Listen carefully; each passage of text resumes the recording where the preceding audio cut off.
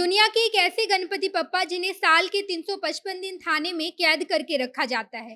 पूरे देश में गणेश चतुर्थी बड़े ही हर्षोल्लास से मनाया जाता है, लेकिन बिहार के नालंदा में यहाँ के लोग गणपति जी की प्रतिमा को साल के 355 दिन थाने में कैद करके रखते हैं। और उसके बाद जब गणेश चतुर्थी आती है तो उस वक्त केवल 10 दिन के लिए प्रतिमा को निकाला जाता है और उसके बाद उनकी पूजा अर्चना की जाती है।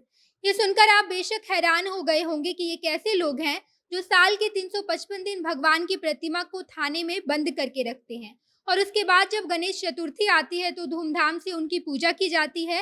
इसी बात को लेकर जब हमने उस प्रतिमा की पूजा करने वाले पंडित जी से इस बारे में जानकारी हासिल की तो उन्होंने इसके पीछे की वजह बताई है। हम आपको वो सारी बातें विस्तार से बताएंगे। उससे पहले नमस्कार, मैं नेहा चौधरी, कैमरा पर्सन विशाल के साथ, और आप देख रहे हैं जनता जंक्शन। आप ये तो ज़रूर ही सोच रहे होंगे कि आखिर क्या वजह है कि इस मूर्ति को 355 दिन थाने में कैद करके रखा जाता है। तो दरअसल बात ये है कि ये मूर्ति बड़ी बेशकीमती है और ये मूर्ति ऐसी कई महंगी धातु की बनी है जिसे इलाके के सभी चोर चोरी करना चाहते हैं। इस प्रतिमा की पूजा करने वाले जो विशेष पंडित जी हैं, उन्होंने बताया कि ये प्रतिमा लगभग 150 साल पुरानी है और कई बेशकीमती धातु की बनी है, जिस वजह से इस प्रतिमा को चुराने की लोगों ने बहुत कोशिश की है। पहले हम इस प्रतिमा को मंदिर में ही छोड़ देते थे और पूरी रात मैं इस मंदिर में सोकर इस प्रतिमा की निगरानी करता था। लेकिन अब मेरी उम्र हो चुकी है और मुझे अभी तक कोई ऐसा विश्वासी आदमी नहीं मिला है जो इस बेशकीमती प्रतिमा की निगरानी कर सके। जिस वजह से सभी गांव वालों ने मिलकर ये फैसला लिया है कि केवल गणेश चतुर्थी को ही इस प्रतिमा को बाहर निकाला जाएगा और श्रद्धालुओं को इस प्रतिमा की दर्शन करने का अवसर मिलेगा। बाकी के सभी 355 दिन इस प्रतिमा को थाने में ही बंद कर दी जाती है ताकि ये प्रतिमा पुलिस की निगरानी में रहे और आसपास के जितने भी चोर उचक्के हैं वो पुलिस के डर से मूर्ति को चुराने की कोशिश ना करें। जब ये प्रतिमा मंदिर में रहती थी उस वक्त कई चोरों ने इस मूर्ति को चुराने में सफलता भी हासिल कर ली थी, यानी कि कई लोग इसे चुरा कर ले भी गए थे, जिसके बाद चोरों को पकड़ा गया और तब से ही लोगों ने ये निर्णय लिया है कि इस मूर्ति को थाना परिसर में ही रखा जाएगा जहाँ पे प्रतिमा सुरक्षित रहेगी।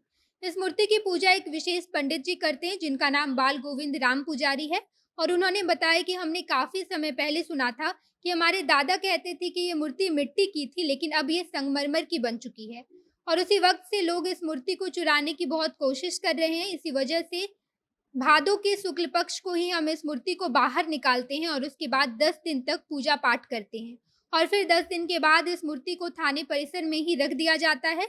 आसपास के लोगों ने बताया कि 10 दिन के लिए जब मूर्ति को बाहर निकाला जाता है तो उस वक्त हम लोग गांव के बाजार में जाकर मूर्ति स्थापित करते हैं और उसके बाद उसकी पूजा की जाती है और जब पूजा समाप्त हो जाती है तो हम इस प्रतिमा को थाने के ही हवाले कर देते हैं।